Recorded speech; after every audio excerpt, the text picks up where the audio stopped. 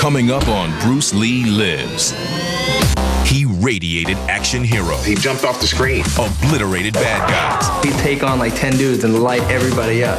And dominated movie screens. It's the martial arts blended with the camera work. With razor-sharp skill and mad charisma, Bruce Lee left audiences in total awe. But, it's like he could really throw down. On camera, nobody made martial arts look this real. He just wanted to do it real and he wanted it raw. Now, Bruce Lee's authenticity inspires a new breed of athlete. In skateboarding, either you're the real deal or you're just a poser. Real skill and the ability to show it in style. That's what makes an icon. It's Bruce Lee, the entertainer, on Bruce Lee Lives.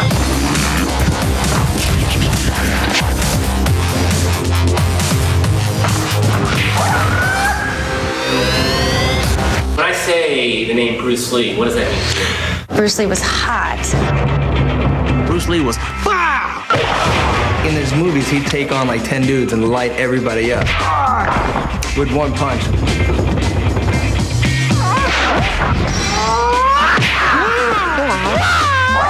The sound effects, the noises he made when he would strike.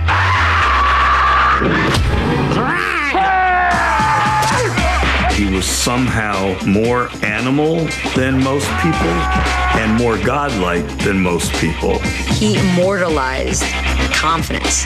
You could see it in his eyes. You could see it in his body movements. He just knew that he was a badass. And I mean, I'm a badass, but damn. Bruce Lee, a master martial artist, an expert fighter, and one of the most badass people ever to step on screen. But what's cool about Bruce Lee is that he took martial arts, did it his own way, and put it in film. That's punk rock. Now, Bruce Lee Lives, in the series that celebrates the life and legacy of the greatest martial artist of all time. We'll show him. On this episode, we take on Bruce Lee, the entertainer. Lights, camera, kung fu. Enter the ultimate action star. Bruce Lee blasted onto American movie screens in the early 1970s. Today, he's one of the biggest film icons of all time. He literally was my first hero. He was a superhero in my mind. Bruce Lee's screen presence was electrifying.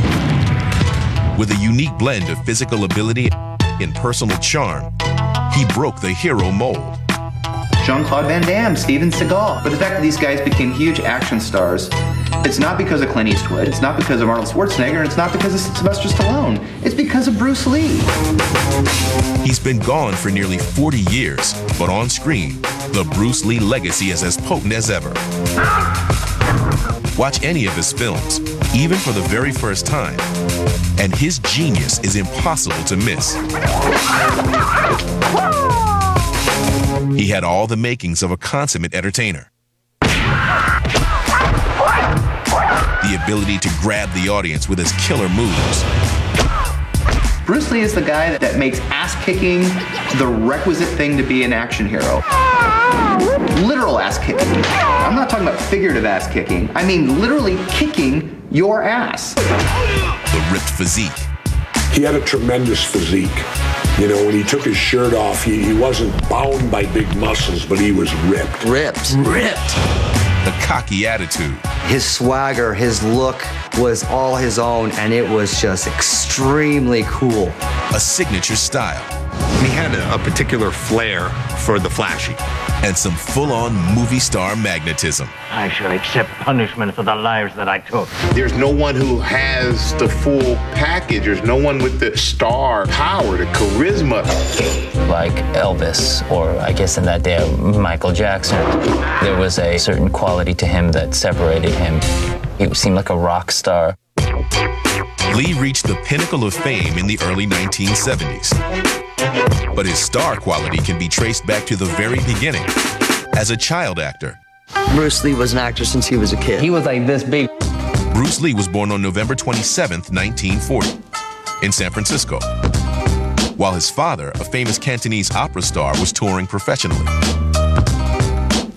Upon returning to Hong Kong with his parents, Lee's own acting career took flight. His father was in show business, and he started doing some TV shows in Hong Kong. You boys are silly messing with me. Lee found his place in the limelight, appearing in short black and white films as a child. That ought to teach you a lesson. He actually earned the nickname Little Dragon. He would show up in shows when he was like 6 years old. Only the beginning. Even in his youth, Lee honed the sensibility that would make him a megastar.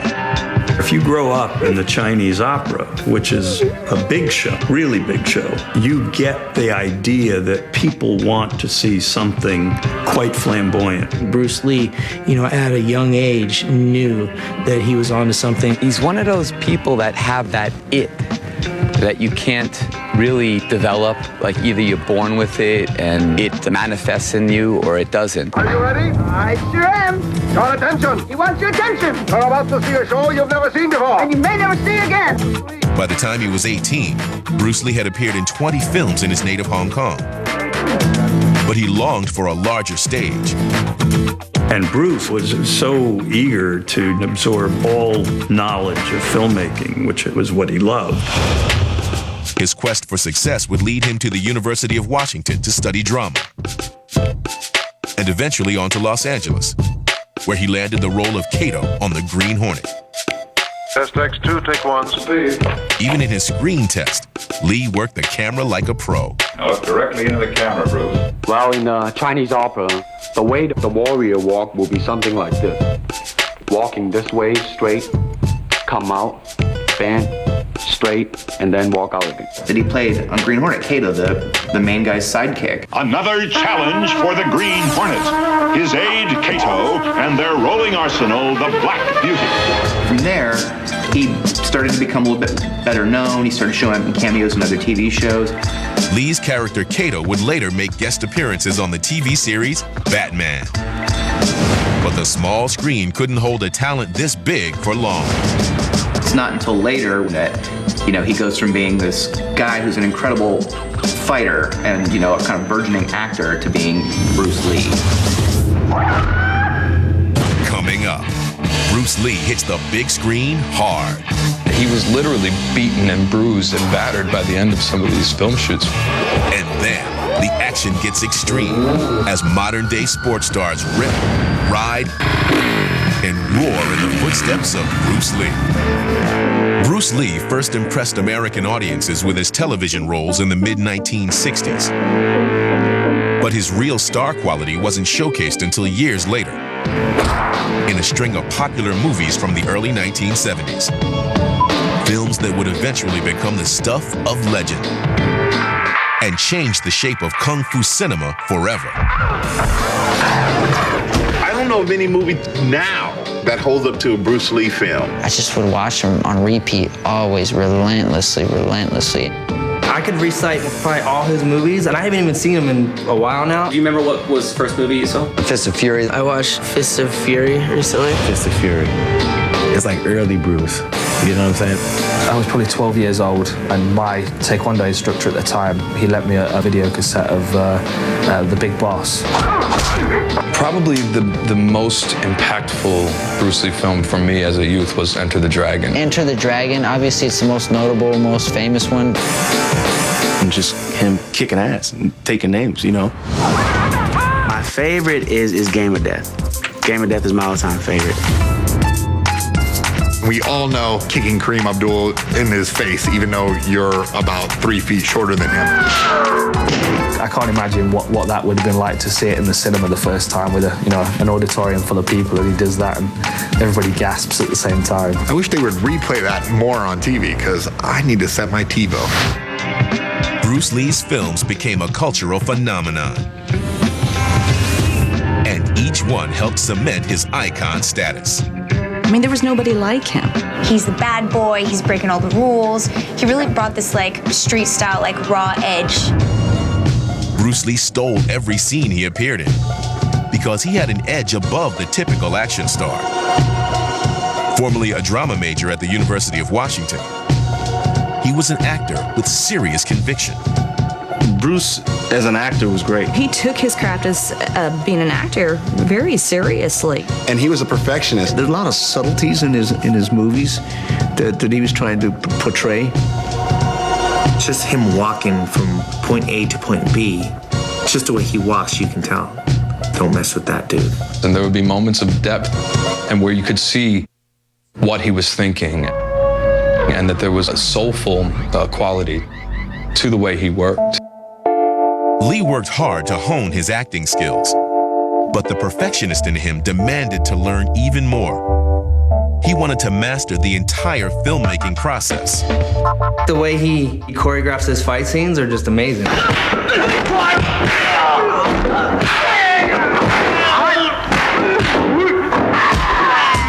cinematic language that he used was really designed to make the action more enhanced. It's not just the martial arts, it's the martial arts blended with the camera work. It's acknowledging that the camera work is just as important. You can shoot a great fight, and if you shoot it from the wrong angle, it's going to look terrible. Lee cared very much about how things looked, so he decided to take control. He liked the precision, the quality. You better have the cameras ready because he's going to do it the first time. He understood cinema. He really did. Bruce Lee would do it all. Transcending the role of actor, he went on to write, choreograph, direct, and produce for film. And his standards were high. From his first starring role to his later work behind the camera, he held tight to a guiding principle: keep it real. This was a major deviation from the kung fu films of the past. Well, originally, when you had martial arts based films in Hong Kong, they were very fantastic. You know, they usually involved these guys who were mythic warriors that could fly through the air and were incredible swordsmen. What he really did with martial arts and with action films is he simplified it. There's no gadgets, no one's flying. Like, he made it as real as possible, and that was his philosophy for Kung Fu. He wanted the movements to be crisp and have a realistic reaction to it. Every time you go flying through the air as if you got kicked good and hard. He made it awesome and cool to just be organic, to be real.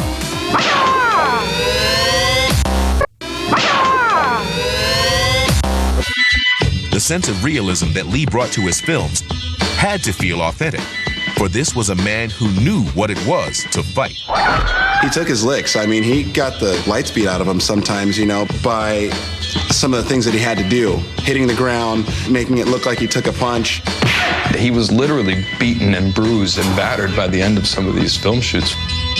The reason Lee was able to make fighting look so real hinged on one key factor: pure skill.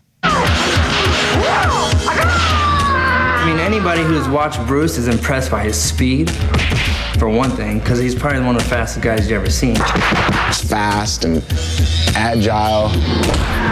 Quick hands, the quick feet. He was known for speed and, you know, how hard he can hit from a short distance. The power didn't come from his enormous muscles. It came from his speed and his constant sort of readiness. The legitimate skill that Lee possessed was rare in movies. This wasn't an actor trained to do stunts. This was an extreme athlete, first and foremost. He brought out that athletic ability that you didn't really see in other martial arts movies. A lot of the actors now don't have a skill set, anything like that, you know. I mean, this wasn't like Karate Kid, Ralph Macchio, you know? It's like he could really throw down. You know, for him to be doing a kick to an opponent twice the size and reaching his head, you know, I mean, that's something that, hell, we don't even see today.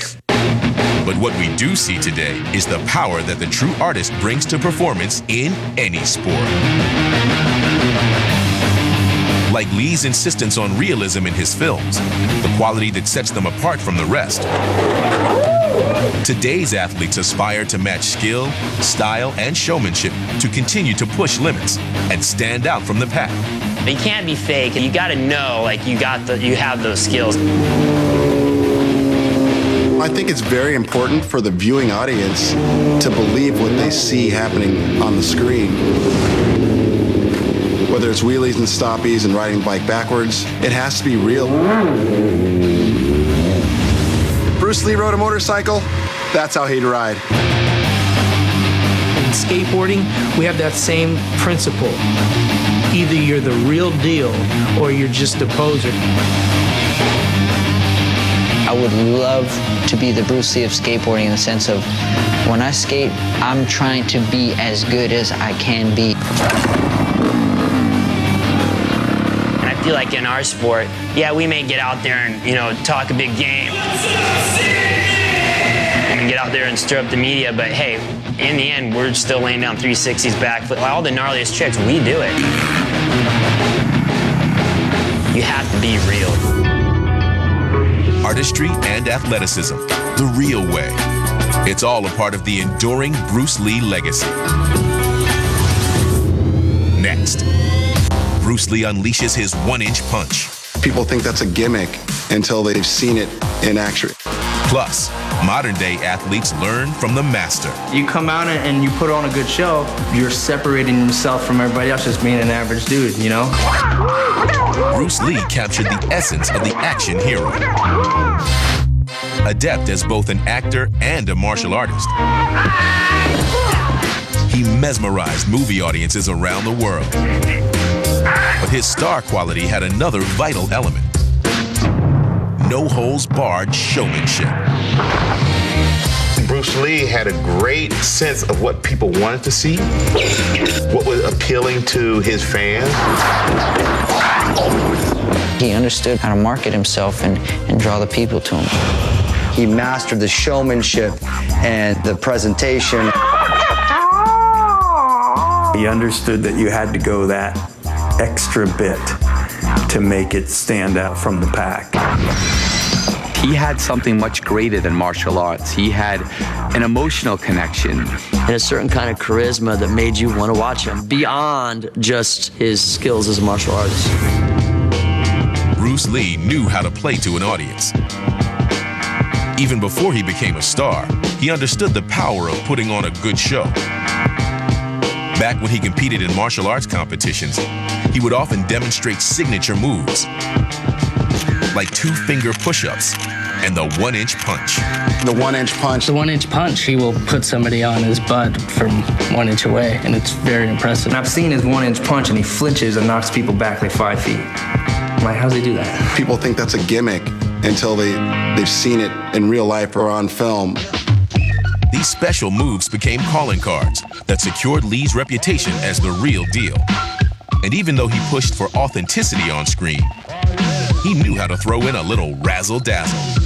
He really did walk this very specific walk that nobody had ever seen. He would also do the kind of thing where he had the cocky little smile, like the sort of like fooling you into complacency. He was comical, but yet he was serious. He's like completely in control of his chi. I love that.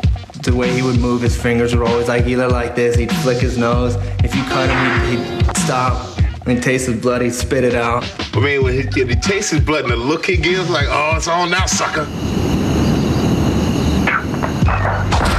He had to throw in that flash, that flair. He had to do some fancy jump kicks and jump high. He knew that in order to draw people in who didn't know the technicalities of martial arts or whatever movie making, he had to show something that they could relate to. Lee used his trademark moves and mannerisms to get his fight on, creating some of the most unforgettable action scenes ever captured on film. Today's artists and athletes face a similar challenge: how to blend signature style and showmanship to achieve a wow factor that is all their own, and thereby promote the individual sports they so passionately pursue. I think showmanship is definitely something to understand as far as getting something like snowboarding, getting it out to the public. It's a necessary thing to progress the sport, make it bigger. Defending gold medalist Jen Hudak here at Winter X Games 14. I think showmanship is huge. It's what separates out the best athletes from one another. I mean, you have to get there physically with your skiing ability, and then it's personality from there. That'll take you to the next level. The personality behind whatever it is that you're doing is hugely important. Bruce Lee became an icon because of that.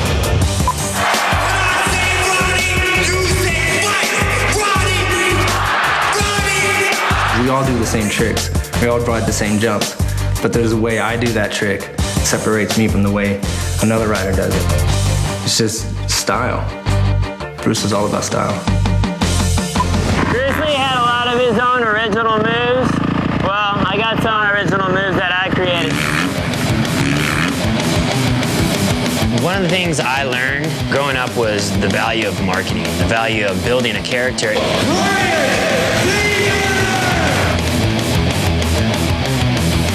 What separates me from another guy who can do backflips on dirt bikes or can ride fast at the track or, race, is a good racer? There's a lot of guys with a lot of talent. There's only a few guys that have the eye for entertaining people. You're doing a show. It's a show. I mean, wake up. That's the reality of it. These people want to be entertained. And what Bruce Lee was really good at was he developed his own way. And you see that in athletes today. There's certain athletes that have that and they stand out and they shine and they're the ones that everybody's attracted to. Every sport has its superstars. Those that stand out from the rest in terms of their skill, showmanship, and style. For nearly 40 years, one man has personified that unbeatable combination. There is only one master. Bruce had it all, man. He kicked a lot of butt in movies. Pretty simple. He had signatures, and those signatures end up being definition. He was completely unique in that way. That's what makes an icon. And that's why, to this day, Bruce Lee lives.